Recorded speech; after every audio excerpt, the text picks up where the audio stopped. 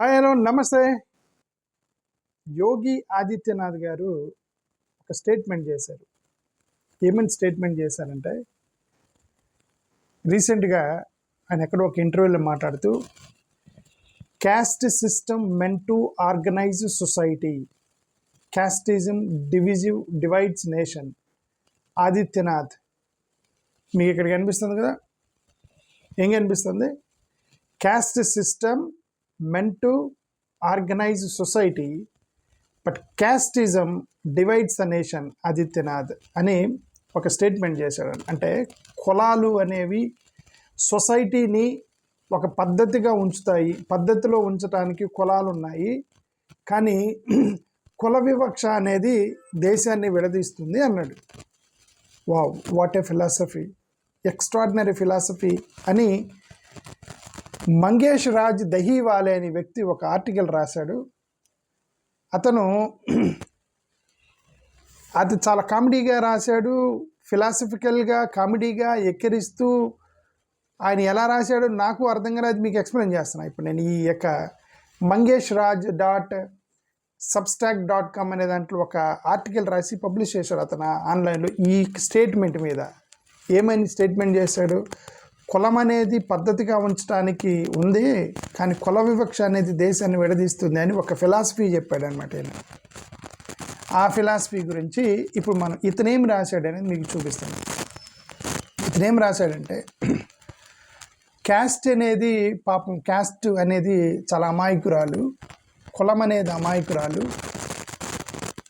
తప్పంతా కులతత్వానిదే. ఇతను రాసింది యాజ్ ఇట్ ఈజ్గా చెప్తున్నా మీకు. కులం అనేది అమాయకురాలు, తప్పంతా కులతత్వాందే. ఏమి ఫిలాసఫీ చెప్పారు యోగి ఆదిత్యనాథ్ గారు. ఇది అసలు ఆయన ఇంటెలిజెన్స్కి మనం అవార్డులు ఇవ్వాలి అన్నట్టుగా రాశాడు అతను.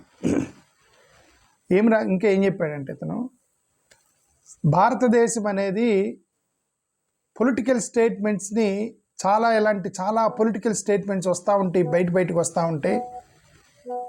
వాటన్నిటినీ మనం అర్థం చేసుకోవాలంటే మనకు సెంచరీలు పడతాయి, అంత ఫిలాసఫికల్గా మాట్లాడతారు. పిహెచ్డి చేసిన స్కాలర్స్ కూడా అర్థం చేసుకోలేరు ఇట్లాంటి స్టేట్మెంట్స్ని. సోక్రటీస్ లాంటి వాళ్ళు కూడా అర్థం కాదు ఇది ఇలాంటి స్టేట్మెంట్ చేశారంటే అని అతని యొక్క ఉద్దేశం.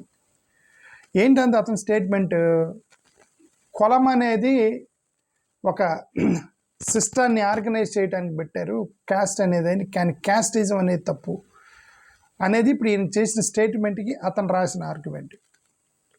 అలాంటి సోక్రటీస్ లాంటి చెప్పిన తత్వ బోధనలో ఒక బోధన మన యోగి ఆదిత్యనాథ్ గారు చెప్పారు ఈ మధ్య అని.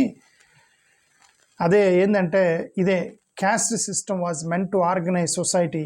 ఈ సమాజాన్ని ఆర్గనైజ్ చేయడానికి కులం ఉంది, తప్పంతా కులతత్వం అందే అన్నాడు. ఓకే, లోపలికి వెళ్ళి చూద్దాం దీన్ని ఎలాగ అతను రాశాడు అనేది. ఫస్ట్ వినగానే చాలా కన్ఫ్యూజింగ్ ఉంది స్టేట్మెంట్. ఇదేంది, కులం తప్పు లేదు, అమాయకురాలు అంటున్నారు, కులతత్వం తప్పు అంటున్నారు, అసలు ఏంది నాకేం బుర్రపోతుంది అన్నట్టుగా రాశాడు అతను.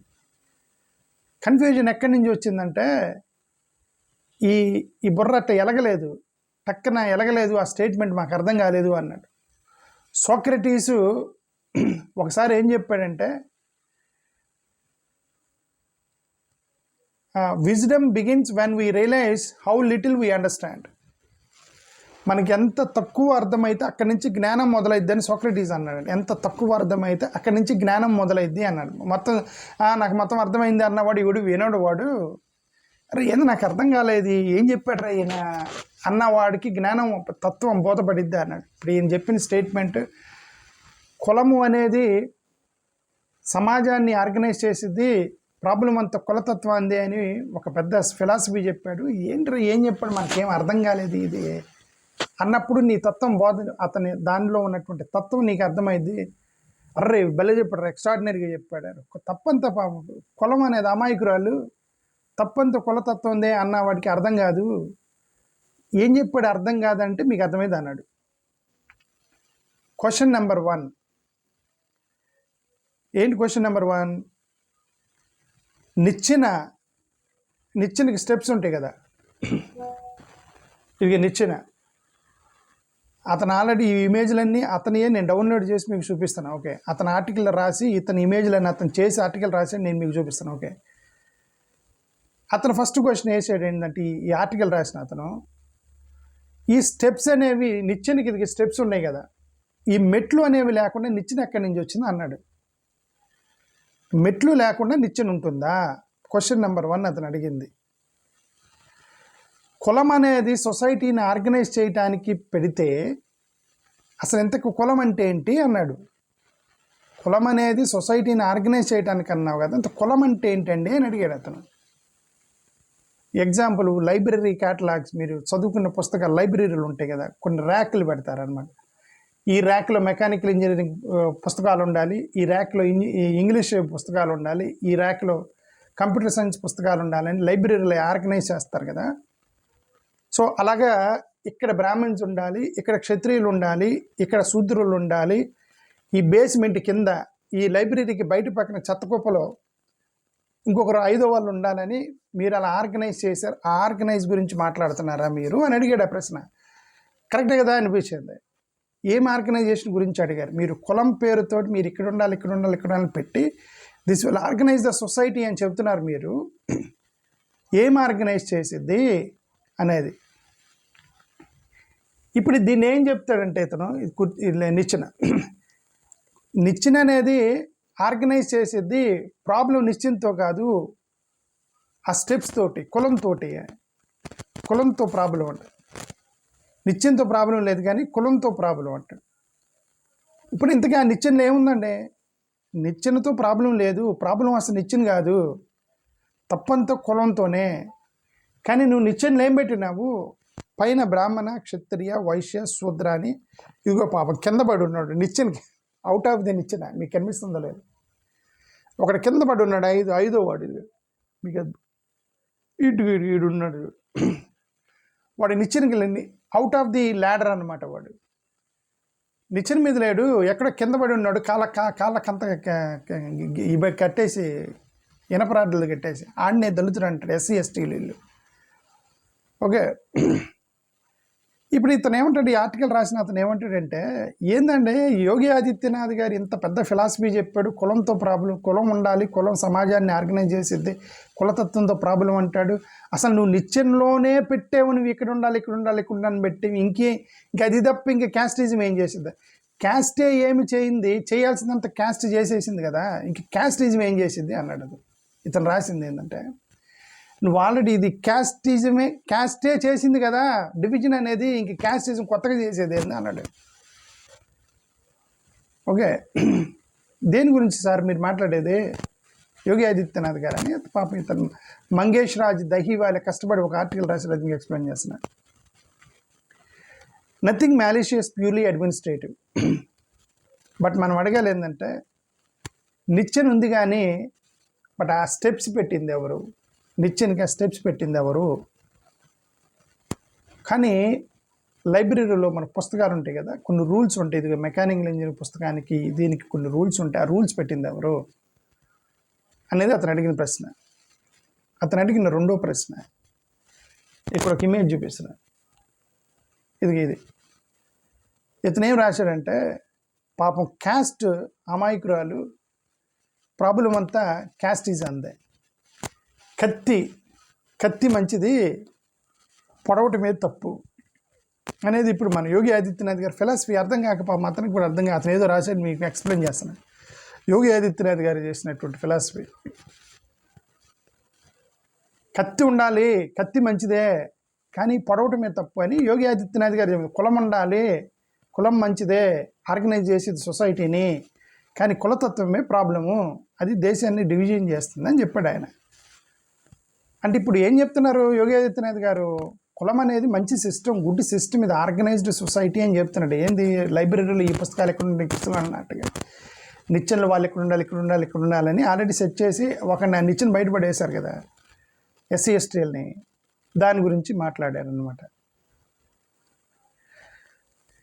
ఇక్కడ కత్తి ఇన్నోసెంట్ అయితే, ఇప్పుడు కత్తి అమాయకురాలు యోగి ఆదిత్యనాథ్ గారు చేసిన దాని ప్రకారం కత్తి అమాయకురాలు, పొడవటమే తప్పు అనేది యోగి ఆదిత్యనాథ్ గారి యొక్క ఎంటైర్ స్టేట్మెంట్ అది.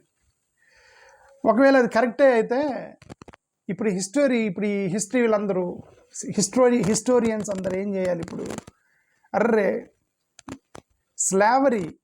స్లావరీ అనేది అమాయకురాలు, స్లావరిజం ఈజ్ ద ప్రాబ్లం అని అంటే, ఓకే, బానిసలు అనేవాళ్ళు పాపం అమాయకులు, బానిసత్వం ఈజ్ ప్రాబ్లం. బానిసలు లేకపోతే బానిసత్వం ఏం నుంచి వచ్చింది? నువ్వు అసలు క్యాస్ట్ అనేది నువ్వు అలా డివిజన్ చేయకపోతే క్యాస్టిజం యాడ్ నుంచి వచ్చింది. నువ్వు అందరిని ఒకే గంపలో కూర్చోబెడితే ఇక వివక్ష ఎక్కడి నుంచి వచ్చింది? నువ్వు ఒకరిని ఈ గంపలో, ఒక నా గంపలో, ఒకరిని టాప్ ఫ్లోర్లో, ఒకరిని ఫస్ట్ ఫ్లోర్లో, ఒకరిని గ్రౌండ్ ఫ్లోర్లో, ఇంకొకరిని బేస్మెంట్ మీద పెట్టి ఇంకొకరిని ఆ అపార్ట్మెంట్ బయటపడేసినావు కదా. అదే లేకపోతే ఇంక వివక్ష ఎక్కడి నుంచి వచ్చింది? నువ్వు అందరిని ఒక రూమ్లో పడైతే వివక్ష ఉండదు కదా. ఓకే, ఇప్పుడు అలాగే స్లావరీ తప్పు కాదు కానీ స్లావరిజం తప్పు అని ఫిలాసఫీ చెప్తే మన మట్టిపూరలు మనకు అర్థం కావు. యోగి ఆదిత్యనాథ్ గారు ఇంటెలిజెంట్ కాబట్టి ఆయన రాశాడు అని, పాపం ఇది ఇతను రాశాడు. అతని ఆర్టికల్ మీకు చెప్తాను. ఓకే, అతను అడిగిన 3వ ప్రశ్న ఇది. ఈ ఆర్టికల్ రాసిన అతను 3వ ప్రశ్న ఇది. క్యాస్ట్ సిస్టమ్ మంచిదే, సొసైటీని ఆర్గనైజ్ చేసేది, కానీ ఎవరిని ఆర్గనైజ్ చేసిద్ది, ఎవరి కోసం ఆర్గనైజ్ చేసిద్ది అని అడిగాడు అతను. ఆర్గనైజ్ చేసేది కరెక్ట్, ఎవరి కోసం ఆర్గనైజ్ చేసింది? ఓకే, ఇప్పుడు మన ఇంట్లో ఇల్లు ఉండేది కదా, ఇంటిలో కూడా మనం ఆర్గనైజ్ చేస్తాం ఇంటిని. అగరబత్తులు ఏముంటాయి, అగరబత్తులన్నీ ఇంట్లో ఉన్న పూజా గదిలో ఉంటే, చెప్పులు ఉంటాయే అవి వెనక బయట, ఇంటి బయట చెప్పులు ర్యాక్లో ఉంటాయి అవి, అది కూడా ఆర్గనైజేషనే. బట్ నువ్వు అగరబత్తీలు ఎక్కడ పెట్టావు, చెప్పులు ఎక్కడ పెట్టావు? నువ్వు అలాగే బ్రాహ్మిన్స్ ఎక్కడున్నారు, శూద్రులు ఎక్కడున్నారు, వీళ్ళు ఎక్కడున్నారు, ఇంతకేసి అవర్ణ అవుట్ క్యాస్ట్ ఎక్కడున్నారు వాళ్ళు? అది కూడా ఆర్గనైజేషనే కదా. నువ్వేమంటున్నావంటే కులం అనేది మంచిది, ఇది ఆర్గనైజ్ చేసిద్ది, ఒకరిని బ్రాహ్మణుడిగా, ఒకరిని క్షత్రియునిగా, ఒక శూద్రునిగా ఉంచిద్ది, ఒకరిని అవుట్ క్యాస్ట్గా ఉంచిద్ది, అది మంచిదే, కాబట్టి వివక్ష చూపించకూడదు అంటున్నావు. నువ్వు ఆల్రెడీ పెట్టడమే ఒకరిని బయటపడేసి, ఒకరిని కింద పడేసి, ఒకరిని మధ్యలో వేసి, ఒకరిని పైన కూర్చొని ఇది తప్పు లేదు, వివక్ష చూపించొద్దంటే నువ్వు అలా పెట్టడమే తప్పు కదా. కులమే ఒక తప్పు అయినప్పుడు క్యాస్టిజం ఎక్కడి నుంచి వచ్చింది? Caste itself is a wrong, then from where you are talking about casteism is wrong. What casteism will do more than the caste? Caste did already the damage what it should do. Caste అనేది already damage చేసేసింది. ఏమని, ఈ caste ఇక్కడ, ఈ caste ఇక్కడ, ఈ caste ఎక్కడ అని. ఇంకా అంతకన్నా క్యాస్టిజం ఏం చేసిద్ది అనేది పాపం ఇతను ఆర్గ్యుమెంట్ ఏదో కష్టపడి రాశాడు ఇతను. అది మీకు ఎక్స్ప్లెయిన్ చేస్తాను. అందుకే బిఆర్ అంబేద్కర్ అన్నాడట, క్యాస్ట్ అనేది మైథాలజీ కాదు, ఇది గ్రేడెడ్ ఇన్ఈక్వాలిటీ అని రాశాడు అంబేద్కర్ పుస్తకంలో. గ్రేడెడ్ ఇన్ఈక్వాలిటీ అంటే పొగాకులు ఉంటాయి కదా, పొగాకు, పత్తి, మిరపకాయలు ఉంటాయి కదా, పొగాకు, పత్తి, మిరపకాయలు ఇవన్నిటిని మార్కెట్లోకి వెళ్తే ఫైన్ పొగాకు అంటే మంచి గ్రేడ్ ఏ పొగాకు, గ్రేడ్ బి పొగాకు, లాస్ట్న ఇది ఇంకెవడు కొండ అని చెప్పి చెత్తపుట్లుగా పడేసి పొగాకు కూడా ఉండేది. అలాగే మిరపకాయలు, కుళ్ళిపోయిన మిరపకాయలు ఇవన్నీ ఉంటాయి అన్నమాట. గ్రేడింగ్ చేస్తారు. నువ్వు అలాగే గ్రేడింగ్ చేసే ప్రజలని అన్నాడు అంబేద్కర్ రాశాడు పుస్తకంలో. గ్రేడెడ్ ఇన్ఈక్వాలిటీ అని వాళ్ళ గ్రేడింగ్ చేసావు. ఇదిగో ఈ బ్రాహ్మణులు ఫైన్ పీపుల్, వాళ్ళు ఎక్స్ట్రాడినరీ పీపుల్, అలా గ్రేడ్ చేసుకుంటూ ఇది లాస్ట్ ఇది చెత్త కుప్పలు పడేయాల్సిన వాళ్ళని ఎస్సీ ఎస్టీని బయట పడేసామని చెప్పి అంబేద్కర్ రాశాడు గ్రేడెడ్ ఇన్ఈక్వాలిటీ అని. ఇంకా దాన్నే క్యాస్ట్ అన్నారు. ఇంకేం క్యాస్ట్? మీరు ఫిలాసఫీ ఏందని మీరు చెప్పే ఫిలాసఫీ యోగి ఆదిత్యనాథ్ గారు అని అతని ఉద్దేశం. మీకు నిజంగా ఆయన అన్నాడా లేదని మీకు డౌట్ ఏమవుతుంది. ఎందుకంటే ఇది పీటీఐ వాళ్ళది కాదు, చూపిస్తున్నాను చూడండి. అది మెయిన్ ఫస్ట్ స్టేట్మెంట్ చూపిస్తున్నాయి. ఇది ఫస్ట్ స్టేట్మెంట్లో ఇది ఇక్కడ ఏముంది, పీటీఐ. ఇది ఇక్కడే ఉంది, పీటీఐ అని ఉంది.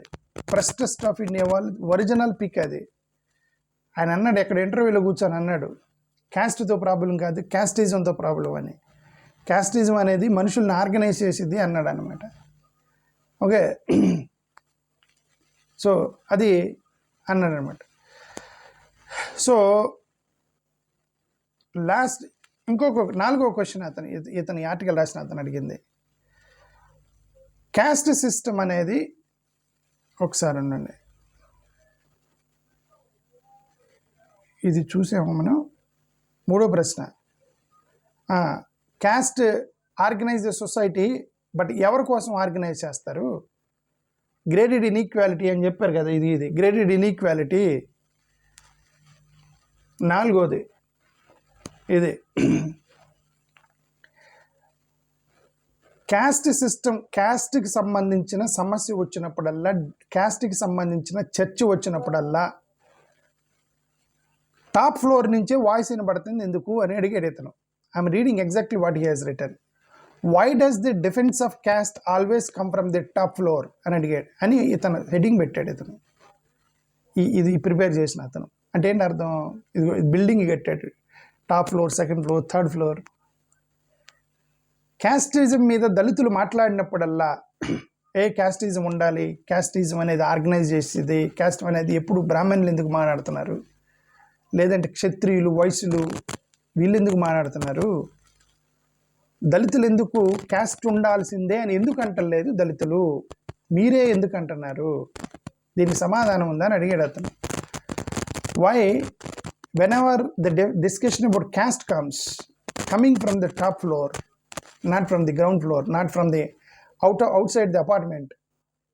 ఈ అవుట్ సైడ్ అపార్ట్మెంట్ వాడు ఎందుకు అడుగుతాడు? వాడు అసలు అపార్ట్మెంట్లో లేని బయట ఉన్నాడు. వాడేమంటాడు? ఇంకా వాడేమంటాడు? ఆ టాప్ ఫ్లోర్లో కూర్చొని పైన లగ్జరియస్ రూమ్లో కూర్చున్న వాళ్ళు ప్రశ్న వేస్తూ ఉంటే, ఉండాలి అపార్ట్మెంట్లో ఉండాలి, ఇక టాప్ ఫ్లోర్ మంచి వాళ్ళు ఉంటారు, సెకండ్ ఫ్లోర్లో ఇల్లు ఉంటారు, ఆ గ్రౌండ్ ఫ్లోర్లో శుద్ధులు ఉంటారు, అది వాళ్ళు బయట పడేసిన అపార్ట్మెంట్ బయటలని మీరు రాసుకున్నారు. ఇప్పుడు దాన్ని తీసేద్దామంటే ఎవరు అడుగుతారు? ఆ టాప్ ఫ్లోర్ వాళ్ళు కదా అడుగుతారు. తీసేయడానికి లేదు, కంఫర్టబుల్గా ఉన్నారు కదా వాళ్ళు టాప్ ఫ్లోర్లో. అదేనమాట. ఇదండి వై డస్ ద ఇప్పుడు ఎందుకు ఆ యోగి ఆదిత్యనాథ్ గారు ఇట్లాంటి వాళ్ళు ఎందుకు మాట్లాడుతున్నారు ప్రతిసారి? క్యాస్ట్ గురించి, క్యాస్ట్ ఉండాలి, క్యాస్ట్లు ఆర్గనైజ్ చేసేది సొసైటీని, దాని డిఫెన్స్ వాళ్ళు ఎందుకు చేస్తున్నారు, మిగతా వాళ్ళు ఎందుకు చేయట్లేదు? ఎందుకంటే they are comfortably sitting in the top floor అనేది ఇతను రాసింది. Interesting sociological pattern appears whenever caste is described a noble organising principle. The prize almost always comes from the people who happen to occupy the upper society of the building. From the penthouse, architecture looks magnificent. From the basement, one notices the ceiling is rather low. కింద ఉన్నవాడికి పైన ఉన్నవాడికి building మొత్తం కనబడిద్దట, magnificent architecture మొత్తం కనబడిద్ది పైన ఉన్న వాళ్ళకి. ఈ ఫస్ట్ ఫ్లోర్లో ఉన్నవాడికి సీలింగ్ కనబడిద్ది అంతే. కింద బేస్మెంట్ మీద ఉన్నాడు, పైన చూస్తే సీలింగ్ కనబడిద్ది, ఆ పైన ఫ్లోర్లు కనపడడానికి. సో కాబట్టి వీళ్ళు ఏమంటారు? డిజైన్ ఈజ్ ఎక్సలెంట్ అంటారు. పైన ఉన్నవాడు అంటుంటాడే ఎక్స్ట్రాడినరీగా కట్టారు, డిజైన్ సూపర్గా ఉందని. పైన వాడికి కనిపిస్తుంది, కిందోడికి కనపడదు, ఆ డిజైన్ కనపడదు కిందోడికి, వాడికి సీలింగ్ కనపడతా ఉండేది వాడికి. కాబట్టి మీరు ఎక్సలెంట్ అంటారు. ఎందుకు? You are at the top floor and you are at the basement. So అది ఇతని యొక్క ఆర్గ్యుమెంట్. ఇది ఈ ఆర్టికల్ రాసినటువంటి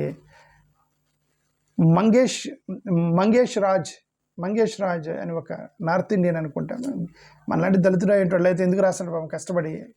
అతను కూడా ఇదంతా చూసి రాసి ఉంటాడు ఒక ఎక్స్ట్రాడినరీ ఆర్టికల్. క్వశ్చన్ నెంబర్ 5 అతను అడిగింది లాస్ట్ క్వశ్చన్ ఉందా? ఇంక ఇమేజ్లు ఇదే లాస్ట్, ఇంకోటి ఉందా? Question number 5. ఈ క్వశ్చన్ నెంబర్ 5 ఏంటి? ఒకవేళ సోక్రటీస్ కనుక ఇప్పుడు ఉంటే ఏం చేసి ఉండేవాడు? సోక్రటీస్ తత్వం చెప్పింది కదా, యోగి ఆదిత్యనాథ్ గారి యొక్క తత్వం బోధపడింది కదా మనకి. ఇది ఏంది యోగి ఆదిత్యనాథ్ గారి తత్వం? ఇది caste organises the society, the problem is with casteism, it will divides the people. అంటే ఇండైరెక్ట్గా కదా, డైరెక్ట్గా చెప్పాడు కులాలు ఉండాలి, అది సమాజాన్ని ఆర్గనైజ్ చేసేది, కానీ కులతత్వం ఉండకూడదని చెప్పి. ఒకవేళ సోక్రటీస్ ఉంటే ఈ సోక్రటీస్ ఏమి అడుగుండేవాడు అని అతనే రాశాడు. ఒకవేళ సోక్రటీస్ ఇది అడిగి ఉండేవాడు. ఏమండి, యోగి ఆదిత్యనాథ్ గారు కులం అనేది సొసైటీని ఆర్గనైజ్ చేసేదా అని అడిగేవాడు సోక్రటీస్. యోగి ఆదిత్యనాథ్ గారు ఎస్ అని ఉండేవాడు. సోక్రటీస్ వెంటనే అడిగేవాడు, సమస్య అంతా క్యాస్టిజంతోనే కదా, క్యాస్ట్తో కాదు కదా అంటే ఎగ్జాక్ట్లీ అనేవాడు యోగి ఆదిత్యనాథ్ గారు.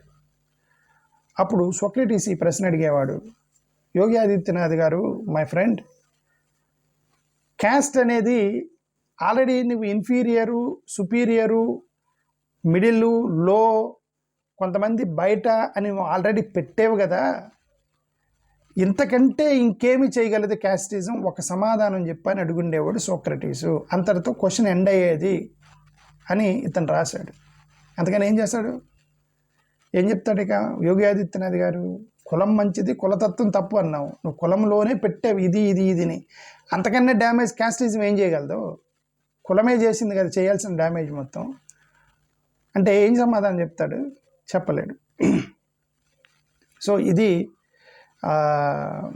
అతను రాసినటువంటి, ఇది చాలా చాలా రాశాడు. ఇంక ఇది సరిపోయింది, ఎందుకంటే అది చాలా పెద్ద ఆర్టికల్ రాశాడు అతను. అది మొత్తం చదవడం బాగుంటుంది, ఎందుకంటే అతని ఆర్టికల్ని అతను వదిలేద్దాం. ఓకే, థ్యాంక్ యూ, నమస్కారం.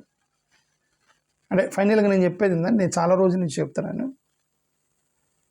ఓకే, వీళ్ళు డామినెంట్ సొసైటీ, వాళ్ళ యొక్క డామినెన్స్ని కాపాడుకోవటానికి చేస్తున్నటువంటి కష్టాలు ఎవరూ పోగొట్టుకోరు. ఎందుకంటే వాళ్ళు కంఫర్టబుల్ ప్లేస్లో ఉన్నారు, ఎవరూ పోగొట్టుకోరు. ఆస్తులని, ఆడపిల్లని, గౌరవాన్ని ఎవరు పోగొట్టుకోరు. ఒకరికి 200-300 కోట్ల రూపాయల ఆస్తులు ఉంటే అది పోగొట్టుకుంటే వాళ్ళు ఇంకా సూసైడ్ చేసుకుంటారు. ఎందుకంటే నా ఆస్తులు పోయినాయిరా, కష్టపడి సంపాదించినాయని. ఇంట్లో ఆడపిల్లని అదే, అందుకే ఏదో పరువు హత్యలు చేస్తున్నారు ఎవరన్నా.